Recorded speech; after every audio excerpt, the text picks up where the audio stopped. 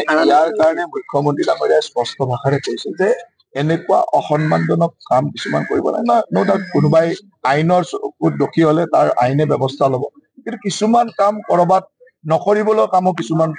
মানে বিষয়া কৰ্মচাৰীয়ে কৰি দিয়ে যাৰ কাৰণে আমাকো মানুহে ঘূৰে মুখ্যমন্ত্ৰী ডাঙৰীয়াই স্পষ্ট ভাষাৰে নিৰ্দেশ দিছে যে কোনো কাৰণত হেণ্ডকাপ লগাব নোৱাৰিব ঠিক আছে মানুহৰ ক'ত ভুল হ'ল এই কথাটো চাব লাগিব গতিকে মই আশা ৰাখো যে ভৱিষ্যতে যিসকলে এনেকুৱা ভুল কৰিছে এনেকুৱা ভুল নকৰিলে ভাল কাৰণ মানুহৰ চেণ্টিমেণ্টটোক কেতিয়াও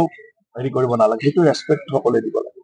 আৰু ইতিমধ্যে মুখ্যমন্ত্ৰীৰ কথাখিনি আপোনালোকে সংবাদ মাধ্যমত দেখুৱাইছে গতিকে মই তাত আৰু বিশেষ ক'বলগীয়া নাই কিন্তু আমাৰ চৰকাৰৰ ফালৰ পৰা স্পষ্ট নিৰ্দেশনা মুখ্যমন্ত্ৰীৰ স্পষ্ট নিৰ্দেশনা যে তেখেতক হেণ্ডকাপ লগাব নোৱাৰি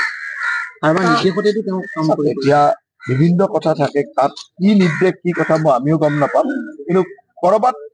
যিটো নহবলগীয়া আছিল সেইটো হৈছে কৰবাত সেই কথাটো আমি এতিয়া চাব লাগিব কিয় হ'ল বাংলাদেশৰ ইয়াৰ কাৰণে মুখ্যমন্ত্ৰী ডাঙৰীয়াই স্পষ্ট ভাষাৰে কৈছে যে এনেকুৱা অসন্মানজনক কাম কিছুমান কৰিব লাগে ন ডাউট কোনোবাই আইনৰ চকুত দোষী হলে তাৰ আইনে ব্যৱস্থা ল'ব কিন্তু কিছুমান কাম কৰবাত নকৰিবলৈও কামো কিছুমান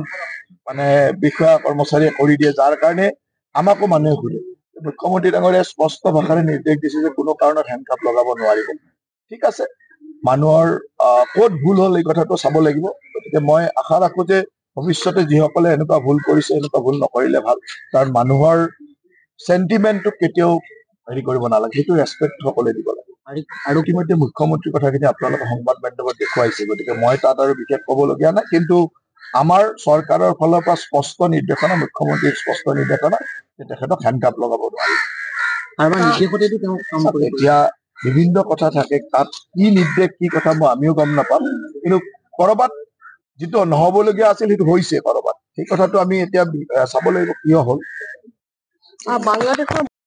ইয়াৰ কাৰণে মুখ্যমন্ত্ৰী ডাঙৰীয়াই স্পষ্ট ভাষাৰে কৈছে যে এনেকুৱা অসন্মানজনক কাম কিছুমান কৰিব লাগে ন ডাউট কোনোবাই আইনৰ চকুত দোষী হলে তাৰ আইনে ব্যৱস্থা ল'ব কিন্তু কিছুমান কাম কৰবাত নকৰিবলৈও কামো কিছুমান